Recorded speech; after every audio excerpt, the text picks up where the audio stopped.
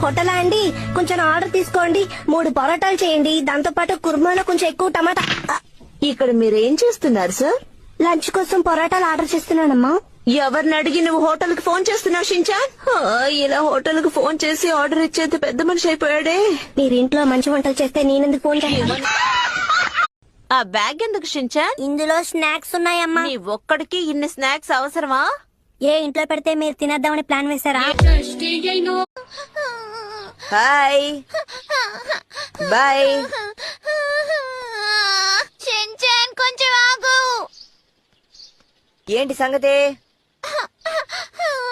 నీ ఫ్రెండ్ ఎవరైనా సరే ఇలా వెక్కి వెక్కి ఏడుస్తూ ఉంటే ఏం జరిగింది ఏంటని అడగకుండా వెళ్ళిపోతావా? ఓ అలా నిలబడి అడిగి వెళ్ళాలంటావా? అవును, అడగాలి షించాన్. ఏది ఇంకోసారి చేసి చూపించు. నేనే ఏమైంది? నువ్వు ఎందుకు ఇలా వెక్కి వెక్కి ఏడుస్తున్నావో చెప్పు. బాయ్.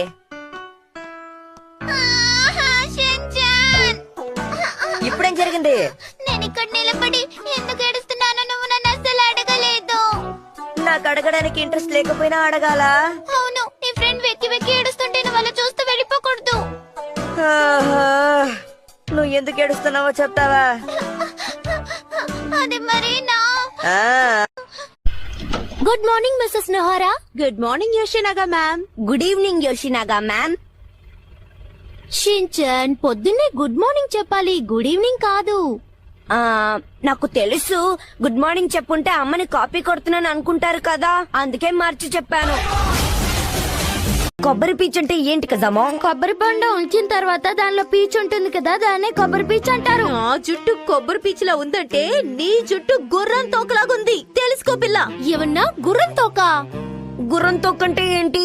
గుర్రం వెనకాల పొడుగ్గా జుట్టు ఉంటుంది కదా, దాన్నే గుర్రం తోక అంటారు. ఓహో ఓకే ఓకే. ఈవిడ గుర్రం తోక, ఈవిడ కొబ్బరి పీచు. ఈ డైరీలో ఏం రాయమంటారు? ఏ రాయలు తెలియకుండానే కూర్చున్నావా? నువ్వు రోజంతా ఏమేం చేసావు, లేదా నీకు తెలిసిన వాళ్ళు ఎవరి గురించి అయినా దీంట్లో రాయొచ్చు. అయితే ఇదా చూడండి. లోక జ్ఞానం లేని నాన్న, ఊరినే అమ్మేసే మా అమ్మ, వీళ్ళ ముద్దుల కొడుకు నేను, సిల్ రాకాసి హిమవారి. ఏంటి ఏదో అడ్డుపడింది? ఈ విధంగా రాయకూడదు.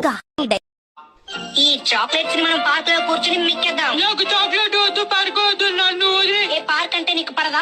ఎవరుంటే మనకెందుకు మజా, మనం వెళ్ళి చక్కగా ఆడుకుందాందా. చెప్పే మాట విను, అక్కడికి వెళ్ళొద్దు. ఏంటి మజా, ఆల్రెడీ తన్నులు తిన్నావా ఏంటి?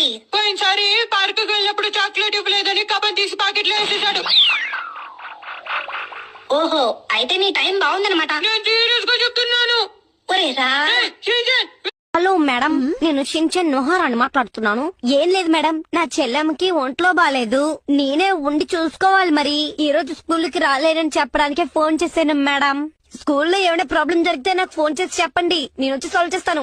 సారీ, మీరేం తప్పుగా అనుకోకండి. వాడు స్కూల్ కరెక్ట్ టైం కి వచ్చేస్తాడు, నేను రెడీ చేస్తాను. మర్యాదగా స్కూల్ కి రెడీ అవ్వు. నేను వెళ్ళాను. చెప్పిన మాట విను. ఖచ్చితంగా వెళ్ళాలా? అవును, త్వరగా వెళ్ళి డ్రెస్ చేంజ్ చేయి. అమ్మా ఒక నిమిషం. ఈ రోజు మీరు చూడడానికి చాలా అందంగా ఉన్నారు. నిజంగానే అంటున్నావా షించాన్? అంతలో నమ్మేశారేంటి? కజామా, నువ్వేంటి హోటల్ కి వెళ్తున్నట్టు డ్రెస్ వేసుకున్నావు చెప్పు. దీని పేరు హోటల్లో వేసుకునే డ్రెస్ కాదు, టక్సీడో. ఏంటి టాక్సీ నడపబోతున్నావా? బాగానే కథలు చదువుతూ ఉన్నావు నువ్వు. నేను ఎప్పుడమ్మా నీటిలో ఆడుకున్నాను. నిన్న ఆడావు కదా షించాన్. ముందు మీ స్కూల్ కు ఫోన్ చేసి విషయం చెప్పాలి.